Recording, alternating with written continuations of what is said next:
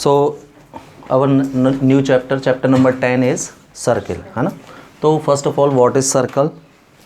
तो देखो सर्कल वास्तव में एक लोकस होता है। लोकस मीन्स होता है पाथ, कोई भी रास्ता, है ना। किसका रास्ता है ये? ऐसे पॉइंट का लोकस है जो एक फिक्स्ड पॉइंट से, ये फिक्स्ड पॉइंट सपोज सी ले लिया मैंने या ओ नाम दे दिया इसको, एक फिक्स्ड पॉइंट है। तो इस फिक्स्ड पॉइंट से, है ना, इक्वी डिस्टेंस पर जितने भी पॉइंट हैं,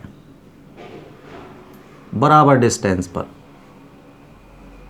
ये तो इनका अगर मैं एक लोकस यानी पाथ क्रिएट करूं तो जो डायग्राम आपके सामने आएगा वो क्या कहलाता है? सर्कल। तो सर्कल, व्हाट इज सर्कल?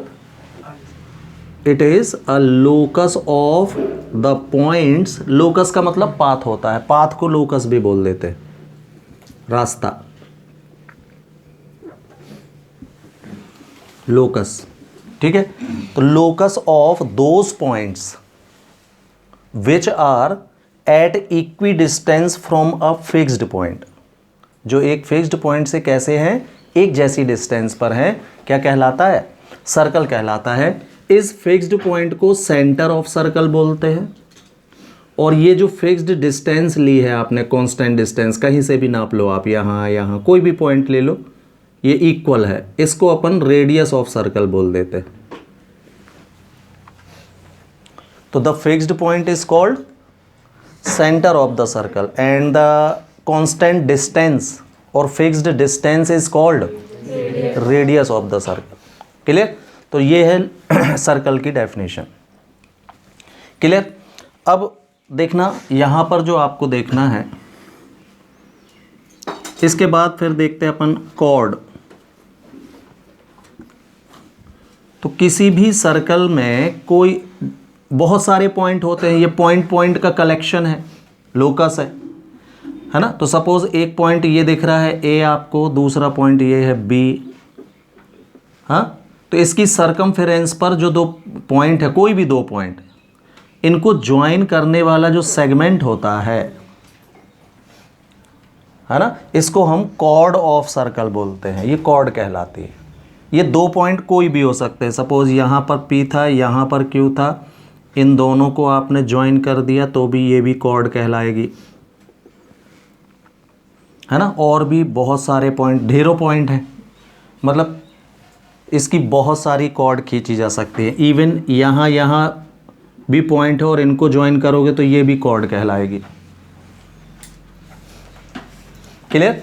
तो बहुत छोटी से लेके बहुत बड़ी कॉर्ड्स बन सकती हैं, है ना। हाँ, अब ऐसा कॉर्ड, है ना, ये सेंटर है सर्किल का। तो ऐसी कोई भी कॉर्ड जो सेंटर से होकर जाएगी, ऐसे पी क्यू या ए बी, जितनी भी हैं ये सब की सब क्या कहलाएंगी? डायमीटर, है ना। तो सर्किल के सेंटर से जाने वाली कॉर्ड, कॉर्ड का मतलब समझ में आ गया? The line segment joining any two points of circumference of circle is called chord. ठीक? तो ये बहुत सारी हो सकती हैं, वो कॉर्ड जो सर्किल के सेंटर से पास होती हैं, है ना। इन कॉर्ड्स को नाम दिया गया क्या? डायमीटर।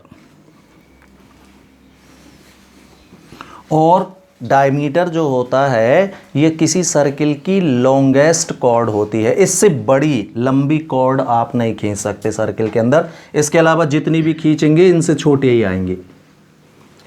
तो जो डायमीटर होता है वो सर्किल की लॉन्गेस्ट कॉर्ड होता है। तो कोई आपसे पूछे कि what is longest chord of circle, तो क्या नाम बताओगे आप? डायमीटर, है ना। और ये तो आप जानते ही होंगे कि डायमीटर जो होता है रेडियस का डबल होता है। ये बहुत यूज़ किया होगा आपने, है ना। 2r के बराबर होता है डायमीटर। इससे बड़ी कॉर्ड नहीं होती, ठीक है। अब देखना सेकेंड ऑफ सर्कल, तो ये सर्कल है ना। ऐसा कोई भी ऐसी कोई लाइन जो सर्किल को मोर देन 1 पॉइंट पर इंटरसेक्ट करते हुए निकल जाए, ऐसे P और Q दो जगह पर ये इसको इंटरसेक्ट करते हुए लाइन निकल गई है, तो फिर हम इस लाइन को सर्किल की सेकेंट बोलेंगे। क्या कहलाएगी ये? सेकेंट ऑफ सर्कल, जो किसी सर्किल को मोर देन 1 पॉइंट यानी 2 पॉइंट से ज़्यादा में तो कोई लाइन वैसे भी इंटरसेक्ट नहीं कर सकती, 2 से ज़्यादा नहीं हो सकते। तो सेकेंड कितने पॉइंट पर इंटरसेक्ट करते हुए जाएगी? 2, है ना। अब मान लीजिए एक ऐसी सेकेंड है जो सर्किल को एक ही पॉइंट पर इंटरसेक्ट करते हुए निकल रही है, यानी टच करते हुए निकल रही है, ऐसे इस पॉइंट P पर। तो फिर इस लाइन का नाम हो जाएगा टेंजेंट, टेंजेंट ऑफ सर्कल।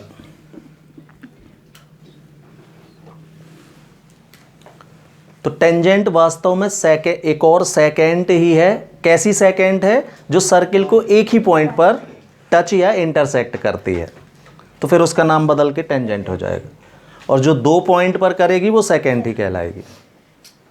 ठीक है, तो ये टेंजेंट हो गई। टेंजेंट यानी टच करते हुए जो निकल जाए वो टेंजेंट। अब किसी सर्किल में हमने ये देखा, ये इसका सेंटर है, तो किसी भी सर्किल की जो रेडियस होती है ये R, ये टेंजेंट पर परपेंडिकुलर होती है, मतलब 90 डिग्री का एंगल क्रिएट करती है ना। चलो याद दिलाता हूं आपको ध्यान होगा कि किसी एक पॉइंट से, है ना, एक लाइन पर जितने भी सेगमेंट ड्रॉ हो सकते हैं, ये इनमें सबसे छोटा परपेंडिकुलर होता है। पढ़ा था आपने पिछले साल, PQ इज शॉर्टेस्ट।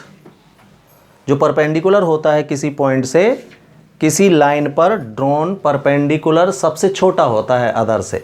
तो यहाँ पर देखो आप, अगर मैं इसमें जितनी भी लाइन खींचूंगा तो ये सब रेडियस से बड़ी होंगी। देखो सेंटर से अगर मैं इस लाइन पर कोई भी पॉइंट लूँ, कहीं पर भी लेता रहूँ, यहाँ से लेके पूरा यहाँ तक, है ना, सब सर्किल के बाहर आ गए ना। देखो सब सर्किल के बाहर है, और सर्किल के बाहर कोई पॉइंट है कहीं पर भी, जरा सा भी बाहर है अगर, तो डेफिनेटली वो रेडियस से बड़ा होगा। क्यों? रेडियस तो यहीं तक रहती है। रेडियस कहाँ तक होती है? सेंटर से लेके सरकमफेरेंस तक का। तो अगर थोड़ी सा भी पॉइंट बाहर है सर्किल के, ये वाला पॉइंट भी देख सकते हो आप P1, ये वाला बिल्कुल जरा सा बाहर है, मतलब ये सब के सब कैसे होंगे? रेडियस से बड़े। का मतलब रेडियस जो CP है ये सबसे छोटी है। जितनी भी लाइन आप ड्रॉ कर रहे हो, इनमें सबसे छोटा कौन है? CP मतलब रेडियस है। और सबसे छोटा कौन होता है भाई? किसी पॉइंट से किसी लाइन पर ड्रॉ करो तो परपेंडिकुलर सबसे छोटा होता है। इसलिए रेडियस जो होती है वो टेंजेंट पर कैसी होती है? परपेंडिकुलर होती है ना, टच पॉइंट पर। तो कोई भी सर्किल आप बनाए, इसकी टेंजेंट अगर ये जा रही है तो रेडियस जैसे ही ज्वाइन करोगे आप, तो ये 90 डिग्री का एंगल क्रिएट करेगी। Radius is perpendicular to the tangent. Clear? तो ये डिफरेंट टर्म्स होती हैं जिनका अपन ने इसमें डिस्कस किया। अब देखो, जैसे आपने ये सर्किल हुआ, ये सर्किल है ना, 2 पॉइंट को ज्वाइन कर दिया आपने AB,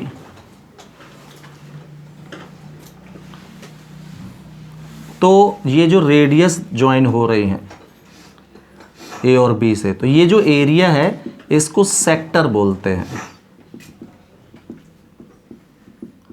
ये एक टुकड़ा, मतलब 2 रेडियस से घिरा हुआ एक पार्ट क्या कहलाता है? ये सेक्टर ऑफ सर्कल कहलाता है। सेक्टर बोल देते हैं इसको।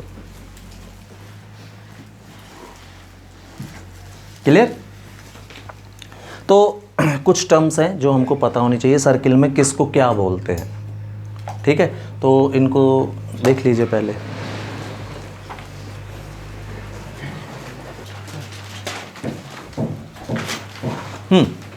तो देखिए टेंजेंट, आपने क्या देखा, टेंजेंट तो ऐसा सेकेंड जो सर्किल को एक सिंगल पॉइंट पर टच करते हुए चला जाए या इंटरसेक्ट करते हुए चली जाए जो सेगमेंट, वो क्या कहलाती है, टेंजेंट कहलाती है ये।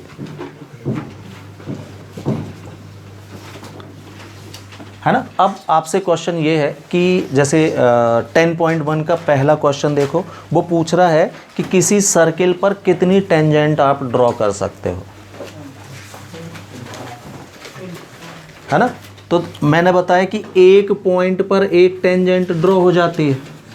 तो कोई भी सर्किल जो होता है ये तो इनफाइनाइट पॉइंट का कलेक्शन होता है, राइट।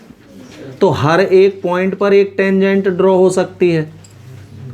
हाँ, का मतलब किसी सर्किल में कितनी टेंजेंट हो सकती हैं, इनफाइनाइट टेंजेंट हो सकती हैं। क्लियर। तो any circle can have infinite number of tangent, ठीक। इसी में अगला क्वेश्चन आपसे ये है कि ये सर्कल है, इसके किसी एक पॉइंट पर P आप कितनी टेंजेंट ड्रॉ कर सकते हो। How many tangents can be drawn through a point of circle, है ना। वन एंड ओनली वन, इसके एक के अलावा दूसरी कोई टेंजेंट इससे जा नहीं सकती, एक ही ड्रॉ होगी, सिंगल पॉइंट से सिंगल,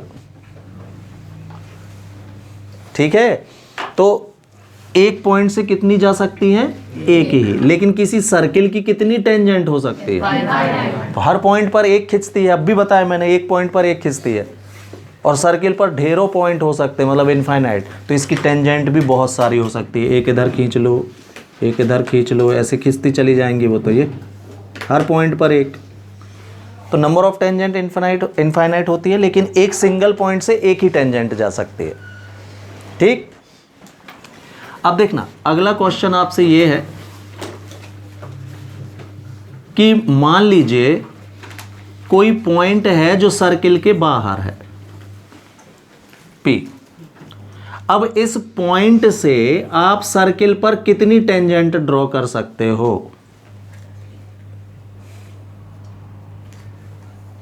है ना। तो कोशिश करते हैं, हमको पता है कि एक पॉइंट से एक ही ड्रॉ होती है सर्किल पर। तो पॉइंट P से एक इस तरफ टेंजेंट चली जाएगी और एक इस तरफ जा पाएगी। और कोई ड्रॉ कर सकते हो इन दो के अलावा, हाँ। तो एक्सटर्नल पॉइंट से, सर्किल के किसी एक्सटर्नल पॉइंट से सर्किल पर केवल दो टेंजेंट ही ड्रॉ हो सकती हैं। ये क्वेश्चन वहां मिक्स ना हो जाए भाई। सर्किल के किसी पॉइंट पर कितनी, वन एंड ओनली वन, है ना। द पॉइंट आउटसाइड है सर्किल के, तो इस पॉइंट से, through this point how many tangents can be drawn to a circle, so 2, है ना। और एक थ्योरम हम अभी प्रूव करेंगे कि ये दोनों इक्वल भी होती हैं भाई। एक और खासियत इन टेंजेंट्स की, एक्सटर्नल पॉइंट से दो ही खींचेंगी, है ना। और आप जब भी खींचोगे तो देखोगे दोनों बराबर ही आएंगे, कन्फर्म। आप अलग अलग लेंथ की भी नहीं खींच सकते। तो ये थ्योरम भी है, इंपॉर्टेंट थ्योरम है, अपन प्रूव भी करेंगे इसको कि ये बराबर होती है, ठीक है।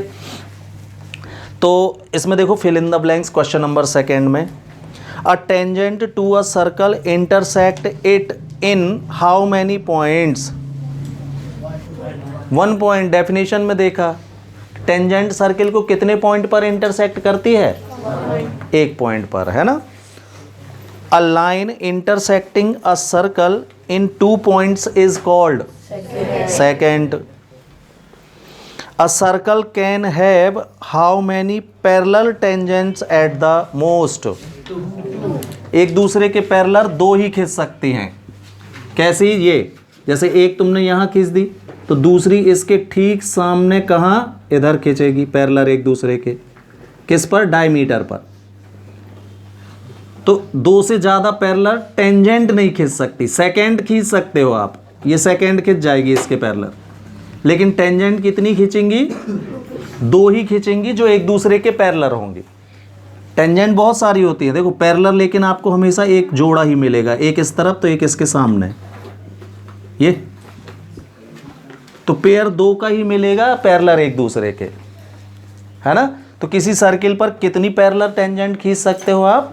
एट मोस्ट 2, इससे ज्यादा पैरेलल टेंजेंट नहीं खींच सकते। The common point of a tangent to a circle and the circle is called. Common point of a tangent to a circle and the circle is called. हाँ, common point एक circle का और एक tangent का common point, क्या कहोगे इसको आप? पॉइंट ऑफ कांटेक्ट या इंटरसेक्टिंग पॉइंट भी कहलाता है ना। सर्किल और टेंजेंट के कॉमन पॉइंट का नाम ऐसे ही लिखा है ना, the common point of a tangent to a circle. Common point of a tangent to a circle and the circle. तो सर्किल और टेंजेंट टू अ सर्कल का common point, point of contact भी बोल सकते हो या टच पॉइंट भी बोल सकते हैं इसको, पॉइंट ऑफ कांटेक्ट बोल दिया करो आप, ठीक है। फिर क्वेश्चन नंबर 3 देखिए, a tangent P Q at a point P of a circle of radius 5 centimetre meets a line through the center O at a point Q। चलो इसको फिगर बनाते हैं फिर समझ में आएगा। तो सबसे पहले तो उसने ये बोला है कि सर्किल की रेडियस कितनी गिवन है आपको?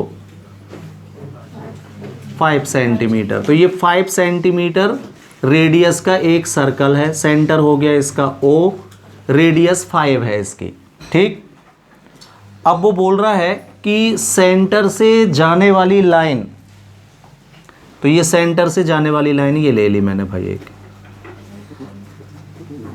ठीक है। और इसके at a point P, a tangent P Q at a point P of circle. तो पॉइंट P ये हो गया सर्किल का, है ना। Q पॉइंट से इस पर एक टेंजेंट ड्रॉ है, ये चली गई भाई टेंजेंट पी क्यू। इसके सेंटर से जाने वाली लाइन को Q पर मिलती है, यहां पर पढ़ लीजिए, meets a line through the centre O at a point Q। Centre O से जाने वाली लाइन को कहां मिल रही है? Q। अब वो क्या बोल रहा है? So that OQ is equal to 12 centimetre. ये 12 सेंटीमीटर है, ठीक। तो उसने कहा है आपसे कि किसकी लेंथ निकालो? PQ की लेंथ फाइंड करनी है, क्लियर। तो हम क्या बोलेंगे, क्या given radius of circle R is equal to 5 centimetre, है ना। OQ की वैल्यू कितनी है? 12 सेंटीमीटर। PQ क्वेश्चन मार्क है, फाइंड करना है ना। हमने रेडियस OP को ज्वाइन कर दिया, तो ये रेडियस कहलाएगी भाई, कितनी है ये। और अभी आपको बताया कि जो रेडियस होती है वो टेंजेंट पर परपेंडिकुलर होती है, हाँ। तो radius R is equal to 5, या लिख लो रेडियस ऑफ सर्किल OP लिख लो यहां पर। OP इज इक्वल टू कितना? अब हम बोलेंगे क्या? एंगल OPQ, ये कितने डिग्री का होगा? Reason radius is perpendicular to tangent. Radius हमेशा टेंजेंट पर कैसी होती है, परपेंडिकुलर। तो पी क्यू टेंजेंट ही तो है, तो जैसे ही रेडियस हम ज्वाइन करेंगे तो वो कैसी होगी, 90 डिग्री का एंगल क्रिएट करेगी। तो ये एक राइट ट्राइंगल तैयार है भाई आपका। इसमें हम पाइथागोरस थ्योरम लगा देंगे तो पी क्यू निकल आएगा। क्यों? तो in triangle O P Q by Pythagoras theorem लगाइए भाई। तो हाइपोटेनियस कौन कहलाएगा, ओ क्यू। हाँ ध्यान से, हाइपोटेनियस हमेशा 90 के सामने रहता है। ट्रिग्नोमेट्री जब मैंने स्टार्ट की थी उस समय सबसे पहले आपको राइट ट्राइंगल की ही पहचान सिखाई होगी। वो पहचान दिमाग से ना हटे भाई, नहीं तो हाँ पता चला इसको हाइपोटेनियस पी क्यू का स्क्वायर है ना,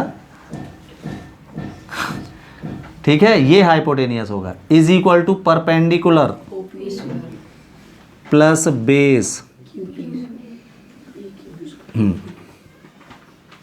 ओ क्यू की value 12 square, O P plus 12 square 144, 5 plus P Q square. Side change, तो पी क्यू स्क्वायर की वैल्यू मिलेगी 144 माइनस 25 कितना, हाँ 119। टेकिंग स्क्वायर रूट, तो पी क्यू की वैल्यू मिलेगी कितनी, अंडर रूट 119 क्या, सेंटीमीटर। अब इसका स्क्वायर रूट होता नहीं तो यही आंसर छोड़ दो, अंडर रूट 119 सेंटीमीटर, ये आंसर हो गया।